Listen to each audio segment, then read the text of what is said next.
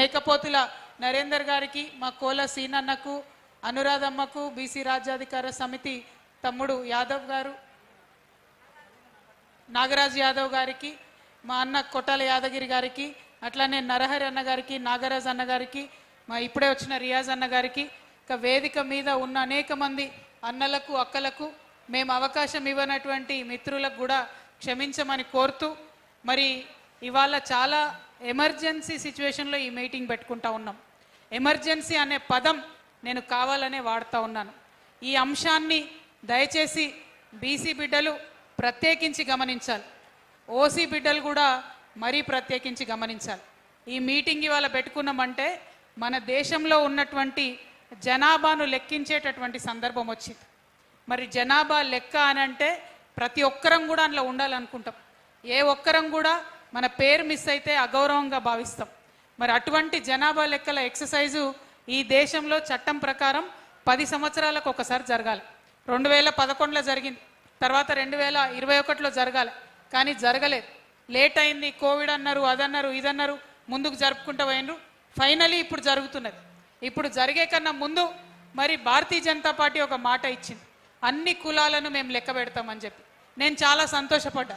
ఎందుకంటే బీసీ వర్గాలతోని అదేవిధంగా ఎన్నో సర్టిఫికెట్లు రాని సమస్యలు చెప్పుకుంటూ ఉంటారు. మా దగ్గరికి ఒక ప్రజాప్రతినిధులు వచ్చి మరి ఆ సర్టిఫికెట్లు రానటువంటి అనేక డిఎన్టీ కులాలు, ఎంబీసీ కులాలు, మరి ఇప్పుడు ఈడబ్ల్యూఎస్ వస్తున్నటువంటి వాళ్ళకు, అగ్రవర్ణాల్లో ఉన్నటువంటి వాళ్ళకు కూడా సర్టిఫికెట్లు వస్తలేవు.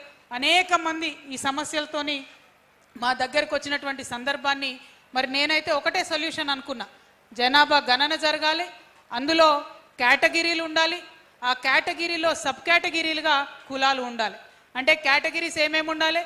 SC, ST, OBC and EBC అన్ని కేటగిరీలు ఉండి అందులో సబ్ క్యాస్ట్లు, కులాలు అన్ని మెన్షన్ చేస్తే ప్రతి ఒక్కరికి కూడా రిప్రజెంటేషన్ వస్తుంది. ప్రతి ఒక్కరిని కూడా ఈ దేశము, ఈ కేంద్ర ప్రభుత్వం గౌరవించినటువంటి భావన వస్తుంది. ఆ నమ్మకంతో ఉంటే మనం మరి సెన్సస్ జరుగుతుంది, కాస్ట్ సెన్సస్ జరుగుతుందని ఆ కాన్ఫిడెన్స్తో ఉంటుంది. కానీ ఎప్పుడైతే కేంద్ర ప్రభుత్వానికి సంబంధించినటువంటి గెజెట్ వచ్చిందో దాన్ని తెలంగాణ జాగృతి నుండి మేము క్షుణ్ణంగా పరిశీలించడం జరిగింది. పరిశీలించిన మీదట మాకు అర్థమైంది ఏంటంటే తీవ్రమైనటువంటి కుట్ర భారతీయ జనతా పార్టీ మరి చేస్తూ ఉన్నది. దేశ ప్రజలందరినీ కూడా మోసం చేస్తూ ఉన్నది. ఎస్సీ ఎస్టీలను అంటే వాళ్ళు రిమూవ్ చేయలేరు, ఎందుకంటే ఆనాడే అంబేద్కర్ గారు రాజ్యాంగంలో పెట్టించారు కాబట్టి ఆ రక్షణ కవచం ఉంది కాబట్టి వారిని టచ్ చేయలేరు. కానీ బీసీలైనా, ఎకనామికలీ బ్యాక్వర్డ్ ఉన్నటువంటి ఇతరులైనా కూడా మరి ఆ రక్షణ కోల్పోయింది. ఏం వాగ్దానం చేసింది భారతీయ జనతా పార్టీ? కుల గణన చేస్తామన్నది. ఇవాళ ఏమి ఇచ్చిండ్రు గెజెట్లో? ఎస్సీ, ఎస్టీ అండ్ అదర్స్ అంటే ఏ కమ్యూనిటీ? ఎన్ని కులాలు ఉన్నాయి ఈ దేశంలో? 4000 పైచిలకు కులాలు ఉన్నాయి ఈ దేశంలో. ఒక్కొక్క రాష్ట్రంలో ఒక్కొక్క కులం ఉంటుంది, ఒక్కొక్క రాష్ట్రంలో ఒక్కొక్క రకమైన పేరు ఉంటుంది. అంటే అన్ని కులాలు కలిపి నువ్వు లెక్క పెడితే ఆ లెక్కలు ఎప్పుడు తేలాలి?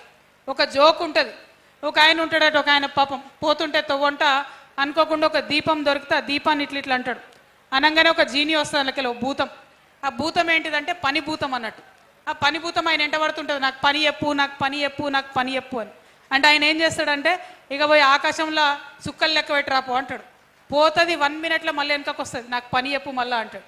అంటే సముద్రంలో నీళ్ళు ఎన్నున్నాయో లెక్క పెట్టరాపో, పోయి మొత్తం లెక్క పెట్టి వచ్చి చెప్తాడు. ఇసుక ఎంత ఉందో లెక్క పెట్టరాపో భూమి మీద అంటాడు, మొత్తం లెక్క పెట్టి చెప్తుంది. ఇక నాకు అర్థం కాదు ఏం చేయాలరా నాయన, దీని పనిభూతం నా ఎంట పడ్డదని. అనగానే ఇట్లనే పోతుంటే మా కాచం సత్యనారాయణ లాంటి ఒక మంచి మిత్రుడు దొరుకుతాడు. అన్న దీన్ని ఏం చేయాలన్న, ఏదన్నా పని చెప్పు దీనికి అని అంటే, అన్న హుషారు, బాగా ఐడియాలు ఉంటాయి, ఓ పని చెప్తాడు. ఏందంటే మంచి పొడవు తాటి చెట్టు చూపించి, ఇగో ఈ చెట్టు ఎక్కు మళ్ళీ దిగు, నీకు ఇదే పని అంటే ఎక్కుడు దిగుడు అదే పని అన్నట్టు. ఆ భూతం అక్కడనే, పని భూతం అక్కడనే శాశ్వతంగా ఉండిపోతుంది.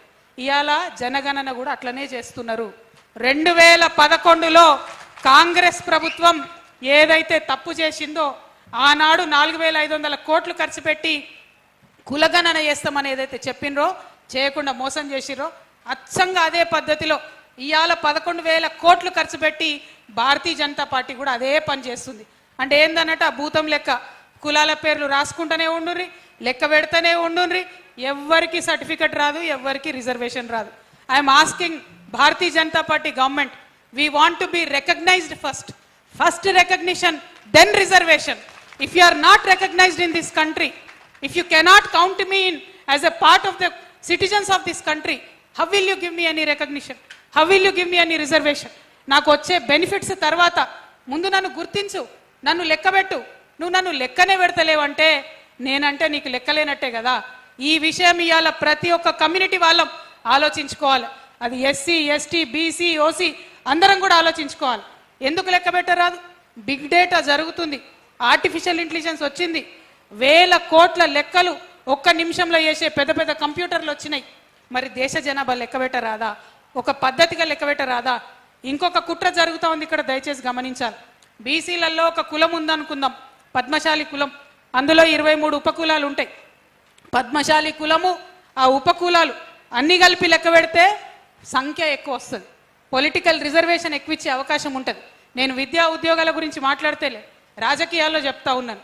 కానీ ఇప్పుడు బీజేపీ పెట్టినటువంటి దాని ప్రకారం కులం అని ఉన్నది అంతే. మనిషికి ఎవరికి ఏదొస్తే ఆ కులం రాసుకుంటారు. పద్మశాలిలో ఉన్న ఉపకులం మొత్తం పేరు రాయగలుగుతారా? ఉపకులం పేరు రాస్తారు. ఆ లెక్క పద్మశాలికి వస్తుందా?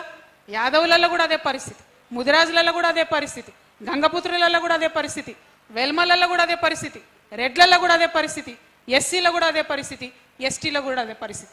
అంటే ఇదేంటంటే ఆ పని భూతం చెట్టెక్క దిగా పని అన్నట్టు కులాల పేర్లు రాయాలి, పంచాయతీ పెట్టాలి, టైంపాస్ చేయాలి, ఎన్నికలలో కోవాలి, గెలవాలి, మళ్ళీ గద్దెనెక్కాలి. ఇంతకు మించి లాభం చేసే ప్రయత్నం భారతీయ జనతా పార్టీ చేస్తలేదు. కాకపోతే ఇప్పుడు జరుగుతున్నటువంటి కులగణనలో ఫస్ట్ ఫేజ్లో దాదాపు 1 సంవత్సరం పాటు హౌస్ హోల్డ్ సర్వే జరుగుతుంది. ఇండ్లెన్నునే లెక్క పెడతారు. అంటే ఈ 1 ఇయర్ లోపల మనందరం కలిసి పోరాటం చేస్తే ఆ కాలం ఏదైతే ఉందో ఓబీసీ, ఓసీ, ఈబీసీ ఈ కాలాలన్నీ కూడా యాడ్ అయ్యేటటువంటి అవకాశం ఉంది. ఈ 11 నెలల సమయం మనం పోరాటం చేయకుండా టైంపాస్ చేస్తే మళ్ళా 10 ఏళ్లకు సెన్సస్ జరుగుతుంది, ఇప్పట్లో జరగదు. అంటే మళ్ళా 10 సంవత్సరాలు బీసీలకు రిజర్వేషన్ లేదు, బీసీలకు సర్టిఫికెట్లు రావు, ఈడబ్ల్యూఎస్ ఏదైతే ఇప్పుడు వస్తున్నాయి అనుకుంటున్నారో ఆ సర్టిఫికెట్లు కూడా రావు. ఇది ఒక్కరి మీద కుట్ర కాదు, అందరి మీద కుట్ర జరుగుతుంది. కాబట్టి అందరం కలిసి పిడికిలు బిగించి పోరాటం చేస్తే అది మారే అవకాశం ఉంటుంది. కాబట్టే తెలంగాణ జాగృతి మరి అందరికన్నా ముందు ఈ విషయాన్ని గమనించి ఈ రౌండ్ టేబుల్ సమావేశం ఏర్పాటు చేయడం జరిగింది. మా పేరులోనే జాగృతి ఉంది, జాగృతి అంటేనే మేల్కొల్పడం. కాబట్టి ఇవాళ నేను చేతులు జోడించి శిరస్సు వంచి తెలంగాణ యావత్ సమాజాన్ని కోరుతా ఉన్నాను. జనగణనలో జరుగుతున్నటువంటి కుట్రను దయచేసి గమనించండి. ఈ కుట్ర జరుగుతున్నదన్న విషయాన్ని మనందరం కూడా మన కుల సంఘాల్లో, మన అసోసియేషన్స్లో, ఎంప్లాయీస్ యూనియన్స్లో, టీచర్స్ యూనియన్స్లో, స్టూడెంట్స్ యూనియన్స్లో ఇవన్నీ కూడా చర్చ పెట్టాలి, గ్రామ స్థాయిలో చర్చ పెట్టాలి. రేపు మున్సిపల్ ఎన్నికలు జరుగుతూ ఉన్నాయి, ఎన్నికలలో చర్చ పెట్టాలి. ఎన్నికలలో ఇది ఎజెండా ఐటమ్ అయితేనే పొలిటికల్ పార్టీస్ భయపడతాయి. అది బీజేపీ కావచ్చు, కాంగ్రెస్ కావచ్చు, బీఆర్ఎస్ కావచ్చు, రేపు పొద్దున జాగృతి పొలిటికల్ పార్టీ అయితే మేమైనా కావచ్చు, ఎన్నికలలో ఎజెండా అయితేనే పొలిటికల్ పార్టీస్ భయపడతాయి. కాబట్టి ఈ మున్సిపల్ ఎన్నికలలో దీన్ని ఎజెండా చేద్దాం, రాబోయే ఎంపీటీసీ, జెడ్పీటీసీ ఎన్నికల్లో దీన్ని ఎజెండా చేద్దాం. అప్పుడే పొలిటికల్ పార్టీస్ భయపడతాయి, దిగొస్తాయి, ఆ కాలం అనేటటువంటిది పెడుతుంది. తద్వారా మనకు ఒక మంచి మార్పు వచ్చే అవకాశం ఉంటుంది. నేను ఒక సాఫ్ట్వేర్ ఇంజనీర్గా చెప్తా ఉన్నా, ఒక సామాజిక కార్యకర్తగా చెప్తా ఉన్నా, డేటా ఈజ్ డిగ్నిటీ. డేటాలో ఉంటే మన పేరు ఆ సూచీలో ఉంటే అది గౌరవం. శంఖంలో పోస్తే తీర్థమైనట్టు ప్రభుత్వ సూచీలో మన పేరు ఉంటే, మన కులం పేరు ఉంటేనే అది గౌరవం. ఆ గౌరవాన్ని మన నుండి దూరం చేయడానికి జరుగుతున్నటువంటి ఈ కుట్రను ఖచ్చితంగా ఛేదించాల్సినటువంటి అవసరం ఉందని ఈ సందర్భంగా నేను తెలియజేస్తా ఉన్నా. దీనికి ఇంకొక వైపు దయచేసి ఆలోచించాలి మనం. ఇవాళ భారతీయ